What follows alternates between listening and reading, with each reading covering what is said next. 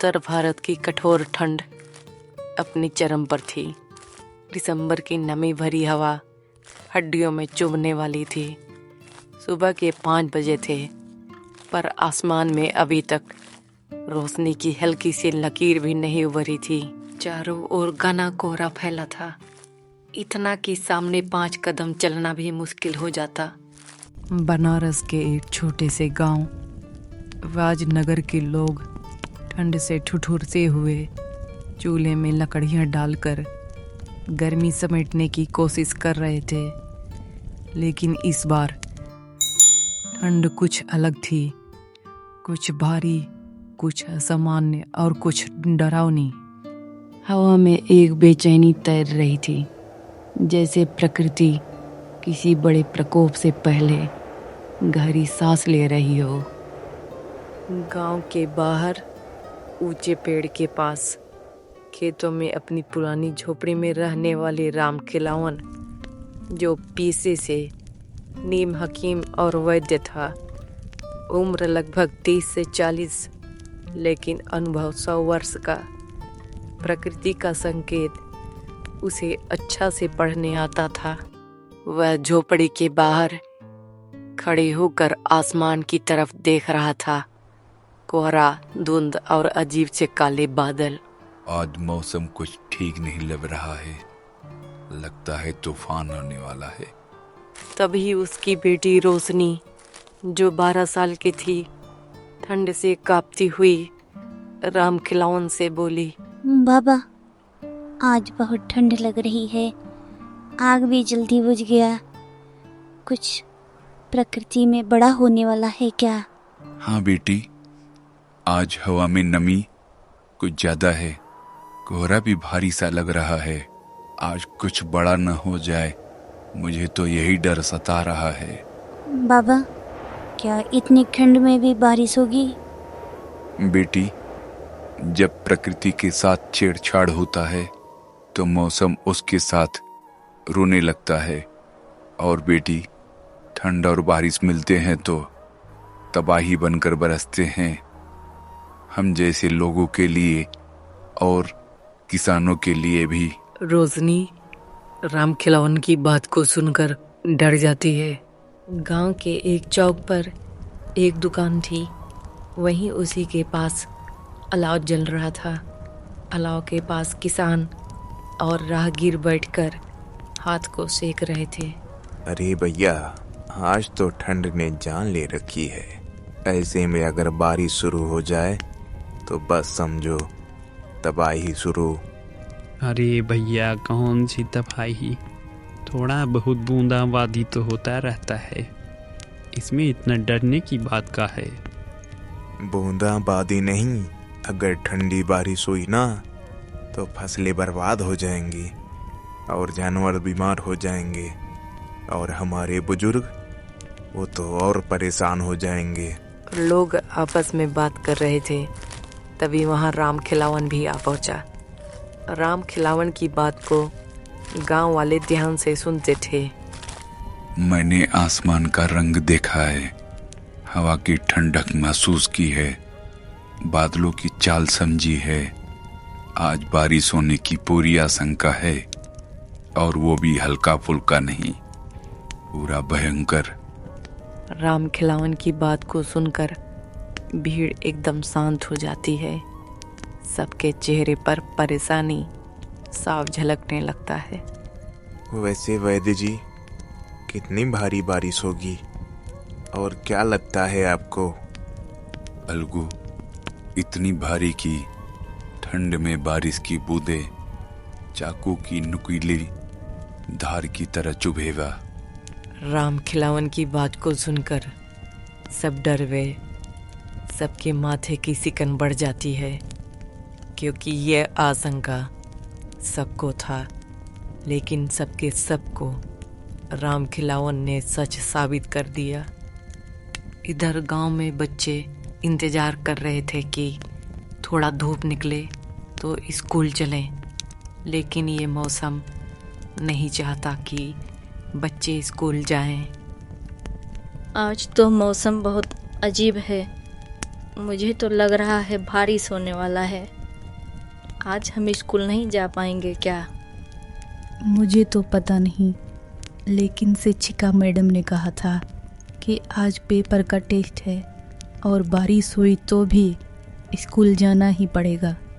अब मुझे यकीन हो गया है कि वैद्य जी सही कह रहे थे। हवा में अजीब सी महक आ रही है, जैसे कुछ भीषण प्रकोप आने वाला हो। सुबह के 10 बजे और ठंड इतनी बढ़ चुकी थी कि लोग घरों से निकलने में झिझक रहे थे। तभी अचानक एक तेज झटका हवा चला, मानो किसी ने आसमान से धूल छाड़ कर हिला दिया हो। बाबा बाबा, बाहर बारिश शुरू हो गया है।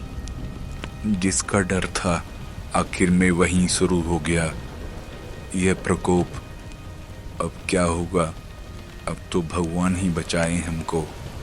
कुछ समय बाद बारिश जोरों से बरसने लगी, लेकिन यह सामान्य बारिश जैसा नहीं था।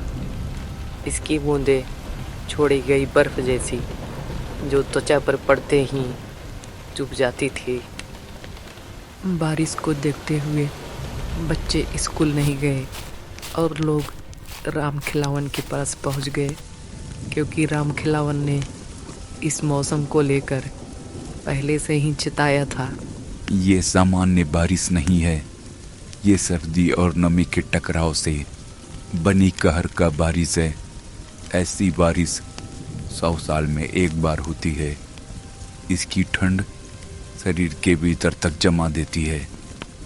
सभी लोग अपने घरों में रहो और आग को जलाए रखो। बारिश अब रुकने का नाम नहीं ले रही थी। सुबह से शुरू हुई ठंडी चुभती हुई बूंदें दोपहर तक और भी खतरनाक हो चुकी थी। हर जगह, हर घर पर पानी का बोझ बढ़ रहा था। हवा इतनी ठंडी थी कि सांस लेते ही सीने में दर्द सा महसूस होता है। गांव की छोटी सी चार दीवारी वाले घर में आरती अपनी 5 साल की बेटी को गर्म रखने के लिए चूल्हे के पास आग जला रखा था। माँ, मुझे बहुत डर लग रहा है और ठंड भी लग रहा है। बस बेटी, थोड़ी देर की बात है। अभी बारिश रुक जाएगी और फिर सब कुछ पहले जैसा हो जाएगा। हिम्मत रख मेरी बच्ची। हे भगवान, यह कैसी आफत है कि बच्चे भी डरने लगे हैं। अब तो मुझे भी डर लग रहा है। इस आसमान से गिरती हुई आफत को देखकर खेतों में खड़े किसान लच्छू और मोहन बेचैन हो उठे। हमारी तो सरसों गई मोहन भैया। अगर ये बारिश 2 घंटा और गिरी तो हमार पूरी फसल बर्बाद हो जाएगी। अरे फसल ही नहीं, जानवरों का क्या होगा लच्छू भैया? गाय, भैंस और सभी जानवर ठंड से काँप रहे हैं। हम खुद को बचाएं या उन सभी को? हमका तो लागत है भैया, ये देवी देवतन का प्रकोप है। हम जैसन इंसानन ने भगवान का बहुत दुख पहुंचाया है। अरे लच्छू भैया, आप बहुत जल्दी डर जाते हैं। ऐसा वैसा कुछ नहीं है, ये तो बस मौसम की मार है। डर तो मोहन भी रहा था, लेकिन प्रकृति के आगे किसी का जोर नहीं था। और वहीं गांव का सरपंच मनोहर तेज बारिश में लोगों के घर जाकर आवाज़ दे रहा था। सब लोग सुनो, घर से बाहर मत निकलना। जिसका भी घर कमज़ोर है वह घर को खाली करके कहीं और चले जाओ। आग जलाए रखो। बच्चों और बुजुर्गों का ध्यान रखो। सरपंच जी, आप तो भीग रहे हैं, कहीं आपकी तबीयत खराब ना हो जाए। अगर मैं भी घर में छुप जाऊंगा तो बाकी गांव का क्या होगा? और आप लोग कृपया अपना और आस पड़ोस के लोगों का मदद अवश्य करें। इसी बीच वैद्य राम खिलावन अपनी झोपड़ी के बाहर खड़े होकर आसमान को गहरी नज़र से देख रहा था। आसमान को देखने के बाद उसका चेहरा बहुत चिंतित हो उठा। बाबा, ये बारिश कब रुकेगी और हमें सूर्य भगवान के दर्शन कब होंगे? बेटा, इस बारिश का एक चक्र होता है। अगर हुआ तो शाम तक और बढ़ेगा, और उससे भी ऊपर हुआ तो भारी बारिश होगा। बाबा, अगर बारिश नहीं रुका तो फिर क्या होगा?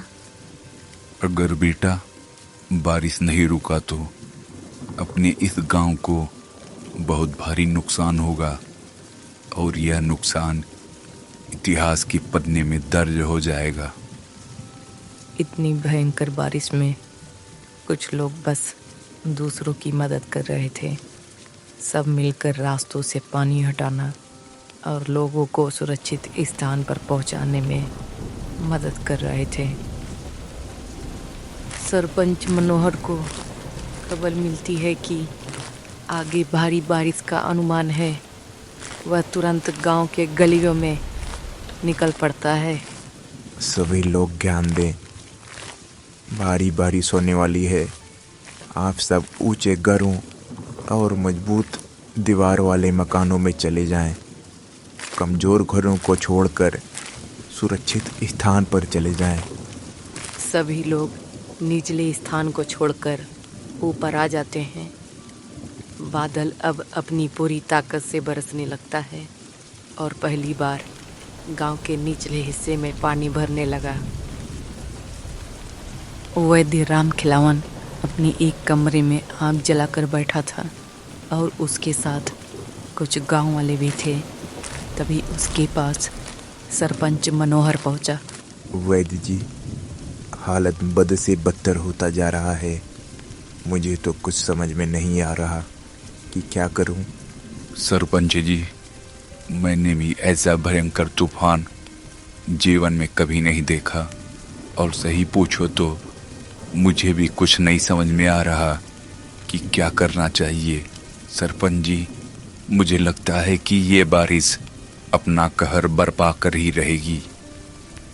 तो वैद्य जी, अब हमें क्या करना चाहिए? इससे तो हमें भारी नुकसान हो सकता है। सरपंच जी, अभी हमें लोगों को बचाना जरूरी है। पहले हम सबको गांव से बाहर निकालेंगे, जिससे किसी की जान न जा सके। सही कहा वैद्य जी आपने। मेरे पास उनको ठहराने के लिए एक बड़ा सा जगह भी है। वहाँ हम सभी को सुरक्षित रख सकते हैं। फिर क्या था, अगले ही पल मनोहर और राम खिलावन सभी गांव वालों को इकट्ठा करने में लग जाते हैं और कुछ ही देर में सब लोग उसी स्थान पर पहुंचते हैं जो स्थान मनोहर ने तय किया था। सभी लोग ध्यान से सुनो। इस प्रकोप की घड़ी में हमें एक दूसरे का ख्याल रखना है और एक दूसरे का साथ देना है। इसलिए बच्चों को गर्म कपड़े उड़ा कर रखिए और खुद को आग से सिकाते रहिए। वैद्य जी सही कह रहे हैं। आज हम एक परिवार हैं और हम सब उस परिवार का सदस्य। सरपंच जी, मेरी बेटी नहीं मिल रही है, कुछ करिए। मेरी बेटी को लाइए, नहीं तो मैं जी कर क्या करूँगी सरपंच जी। अब सब ने ये बात सुनी तो सभी हक्के बक्के रह गए। इधर बारिश भी तेज होने लगी थी और साथ में तूफान भी तेज था। रो मत बहन, मैं जाकर तुम्हारी बच्ची को वापस लेकर आऊंगा। सरपंच जी रुकिए, मैं भी आपके साथ चलता हूँ। आखिर मैं भी गांव का ही सदस्य हूँ। इतना सुनते ही गांव के लच्छू और मोहन भी जाने को तैयार हो गए। लच्छू और मोहन, तुम्हारा धन्यवाद। तुम दोनों अगर रहोगे तो हमें कोई परेशानी नहीं होगी, और जिसको भी परी बेटी मिल जाएगी गांव के बाहर वाले पेड़ पर तंगी घंटी को बजा देगा, जिससे हम सबको पता चल जाएगा और समय पर हम वापस यहाँ लौट आएंगे। सब ने हाँ में जवाब दिया और वहाँ से निकल पड़े। राम खिलावन ने जाते जाते रोशनी को गांव वालों का ध्यान रखने के लिए कहा था, क्योंकि रोशनी को भी बहुत से दवाओं के बारे में पता था। जब चारों गांव के बाहर उस घंटी लगे हुए पेड़ के पास पहुंचते हैं तो सभी लोग सभी घरों का अच्छे से तलाशी करेंगे। सरपंच जी, आप पूर्व दिशा में जाएंगे और लच्छू तुम उत्तर दिशा और मोहन तुम दक्षिण दिशा में और मैं पश्चिम दिशा में जाऊंगा। सभी अपनी निर्धारित दिशा में चले जाते हैं। बारिश थमने का नाम नहीं ले रही। बारिश की तेजी को देखकर यही लग रहा मानो रात भर में पूरा गांव डूब जाएगा। बेटी परी, कहाँ हो? देखो, गांव के सरपंच आपको लेने आए हैं बेटा। सरपंच मनोहर ऐसी आवाजें निकालकर बच्ची को ढूंढ रहा और इधर वैद्य जी भी। बिटिया रानी, कहाँ हो तुम? देखो कौन लेने आया है तुम्हें, तुम्हारे वैद्य चाचा। सभी लोग बारी बारी से एक एक घर की तलाशी ले रहे थे, लेकिन परी का कोई पता नहीं चल पा रहा था। और इधर बारिश तेज होने से पानी का लेवल भी बढ़ रहा था। उधर गोडाउन में कुछ लोगों की तबीयत बिगड़ने लगती है। तभी रोशनी उन सभी बीमार लोगों को चेक करती है और उनको दवा देती है। वैद्य जी ने अपने सभी गुण रोशनी बेटी में डाले हैं। देखो कैसे वह लोगों की मदद कर रही है और दवाओं के बारे में उसे अच्छी जानकारी भी है। हाँ, सही कहा भाई तुमने। रोशनी बेटी भी वैद्य जी की तरह वैद्य बनेगी। इधर वैद्य जी और सरपंच परी को ढूंढते हैं। हे भगवान, परी जहाँ कहीं भी हो सुरक्षित हो। पता नहीं इसकी माँ इतनी लापरवाह कैसे हो सकती है। हम सबको अभी तक परी नहीं मिली और पानी तो बढ़ता जा रहा है और मुझे भी ठंडी बर्दाश्त नहीं हो पा रही। अचानक से राम खिलावन को एक बच्चे की आवाज़ सुनाई देती है। मम्मी, मम्मी, कहाँ हो मम्मी? मुझे बचाओ मम्मी। जब राम खिलावन आवाज़ को सुनता है तो वह उसी आवाज़ की तरफ जाता है। वह वहाँ पहुँचता है तो देखता है कि परी एक पेड़ के डाल पर बैठी थी। तो राम खिलावन परी को इस हाल में देखता है तो वह खुश होता है। भगवान का शुक्र है कि परी बेटी को कुछ नहीं हुआ। रो नहीं बेटा, मैं तुम्हारा वैद्य चाचा आ गया हूँ। अब तुम्हें मम्मी के पास ले चलूँगा। राम खिलावन बच्ची की अच्छे से जांच करता है, फिर उसको लेकर उसी पेड़ के पास पहुँचता है जहाँ पर घंटी लगी हुई थी। राम खिलावन घंटी को बजाता है और वह उसी जगह चल देता है जहाँ लोग ठहरे हुए थे। और इधर सरपंच और मोहन और लच्छू घंटी की आवाज़ सुनकर वापस लौट आते हैं। मेरी बच्ची, कहाँ थे तुम अभी तक? तुम्हारी माँ कितनी परेशान थी। तुम ना मिलती तो मेरा क्या होता? मैं तो मर ही जाती। माँ, मुझे वैद्य चाचा ने बचाया है। वह चाचा बहुत अच्छे हैं माँ। अभी हम यहाँ सुरक्षित हैं और यह स्थान नीचे से काफी ऊंचा है और यहाँ पर पानी का पहुँचना बहुत ही मुश्किल है। अतः आप लोग सभी आराम करें।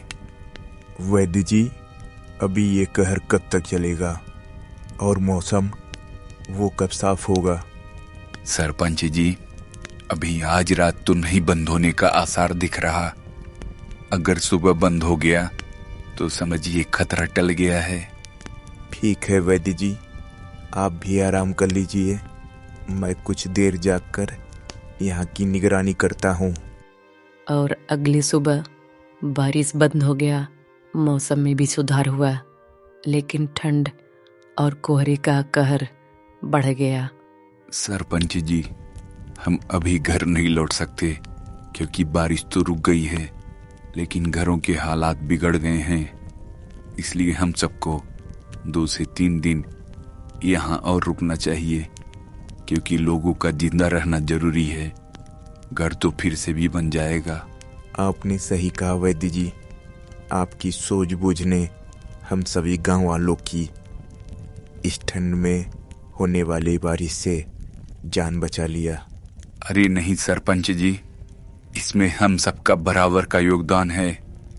और जब गांव का सरपंच आप जैसा होशियार और पढ़ा लिखा हो तो गांव के लोगों पर मुसीबत आ ही नहीं सकती। ऐसे ही दोनों आपस में बातें करते रहे और ठंड में हुए बारिश से अपने गांव के लोगों की सुरक्षा अपने सूझबूझ से कर पाए।